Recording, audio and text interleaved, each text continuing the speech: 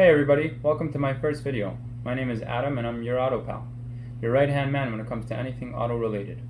Today I wanted to talk to you about a few considerations to account for when leasing or purchasing a new car. But first, let me give you a little bit of background on me. I've been in the auto industry since 2013 and most people refer to me as a broker. And I say people because I personally don't refer to myself as that. But we'll get back to that in a minute. You hear broker and you think to yourself, middleman. Middleman, doesn't that mean that there's an extra person involved and I have to end up spending more money? Can't I just go directly to the dealership and save myself some money? Now, that may be the case, but I'm here to tell you that it isn't always. Let me start with three considerations. First, do you lease or do you buy? Now, I'll answer that pretty simply because there's two types of people. There's the type of person who wants to, buy a used car and keep it for the next 10 years and ride it till it dies, or maybe sell it after a few years. And for that type of person, if he's going to purchase a car, maybe 2 or 3 years old, certified, pre-owned, and he's going to keep it really for a long time, over the 6-7 year mark, and he's paid off all of his payments, and now he has an asset in his name, then yeah, definitely for him, if you're that type of person, then the best route is financing or purchasing cash.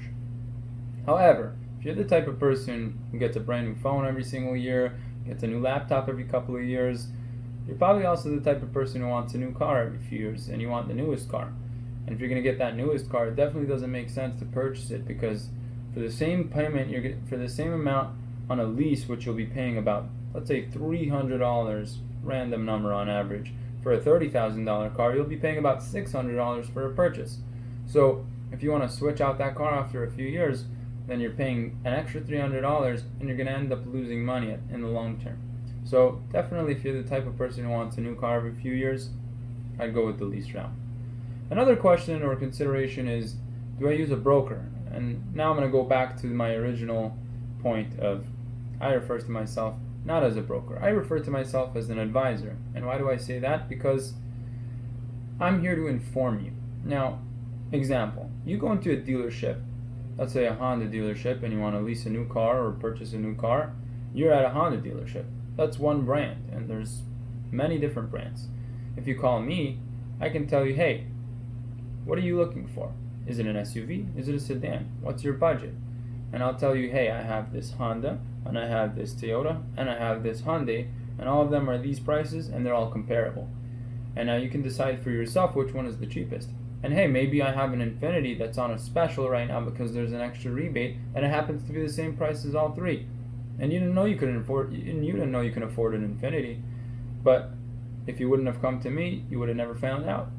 So, yes, definitely use a broker or an advisor such as myself. However, if you're the type of person who's savvy and you think that you have the time and you can spend that effort, and that's another factor, time.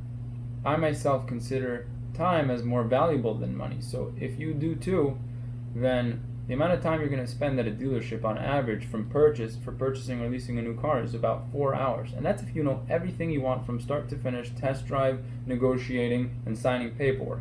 If you don't, it can be sometimes a whole day, multiple days, maybe even weeks, especially of all the research. But if you have the time or if you have the knowledge, then yeah, I would say go to a dealership yourself. But otherwise, if you don't have that kind of time, call me up or call a broker. Call your neighborhood broker, your local broker, and just ask them. We'll give you information that you didn't necessarily know, and maybe you don't have to use this in the end, but it'll definitely save you some time and headache and give you a little bit more knowledge about what to do. Now, another major thing is, what do I pay up front?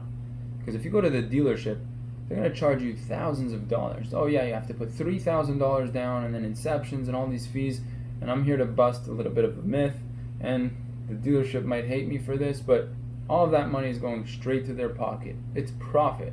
The only things you have to pay when you're signing up for a new lease is first payment, which is one of the, let's say, 36-month term, is going to go towards your first payment, and you'll only have 36 total. And the bank fee, which is a loan acquisition fee, kind of like when you're buying a house. There's the bank fee, you have to pay for the loan, you have to pay for closing costs. It's the same kind of concept. It's an acquisition fee. It's basically you're paying for the loan that they're giving you. And you may think, wait a second, but if I'm leasing a car, I'm not taking a loan.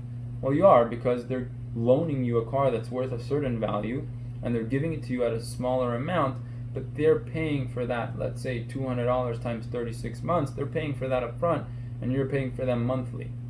Now, you pay first payment, bank fee, and the last thing obviously is the license plate. Whether you have your own or you need a new one, you're going to need to transfer it, or you're going to need to pay for a new tag. And all of those fees come out to, obviously depending on the first payment, less than $1,500 total, and that's out the door. And in some cases, you may even be able to roll those fees in and save yourself all that money and just sign and drive.